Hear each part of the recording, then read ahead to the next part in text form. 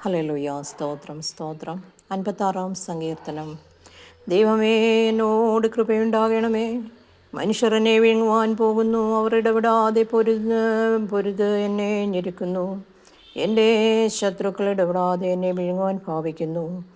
ഗർവത്തോടെ എന്നോട് പൊരുതുന്നവർ അനേകരല്ലോ. ഞാൻ ഭയപ്പെടുന്ന നാളിൽ നിന്നിൽ ആശ്രയിക്കും.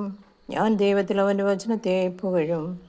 ഞാൻ ദൈവത്തിൽ ആശ്രയിക്കുന്നു, ഞാൻ ഭയപ്പെടുകയില്ല.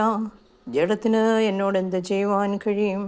ഇടവിടാതെ അവർ എൻ്റെ വാക്കുകളെ കോട്ടിക്കളയുന്നു. അവരുടെ വിചാരങ്ങളൊക്കെയും എൻ്റെ നേരെ തിന്മയ്ക്കായിട്ടാകുന്നു. അവർ കൂട്ടം കൂടി ഒളിച്ചിരിക്കുന്നു, എൻ്റെ പ്രാണനായി പതിയിരിക്കും പോലെ. അവർ എൻ്റെ കാലടികളെ നോക്കിക്കൊണ്ടിരിക്കുന്നു. നീതികേടിനാൽ അവർ ഒഴിഞ്ഞു പോകുമോ? ദൈവമേ, നിന്റെ കോപത്തിൽ ജാതികളെ തള്ളിയിടണമേ. നീ എൻ്റെ ഉഴൽച്ചകളെ എണ്ണുന്നു. എൻ്റെ കണ്ണുനീർ നിന്റെ തുരുത്തിയിലാക്കി വയ്ക്കണമേ.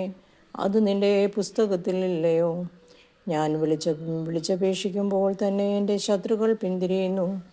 ദൈവം എനിക്ക് അനുകൂലമെന്ന് ഞാൻ അറിയുന്നു.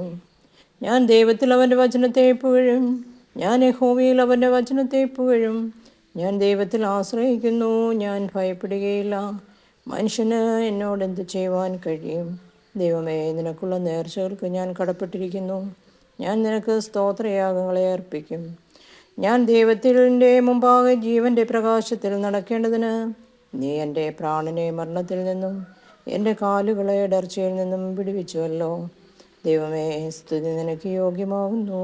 ബാറയ്ക്കുമോ. ഹല്ലേലൂയ. സ്തോത്രം സ്തോത്രം കർത്താവേ.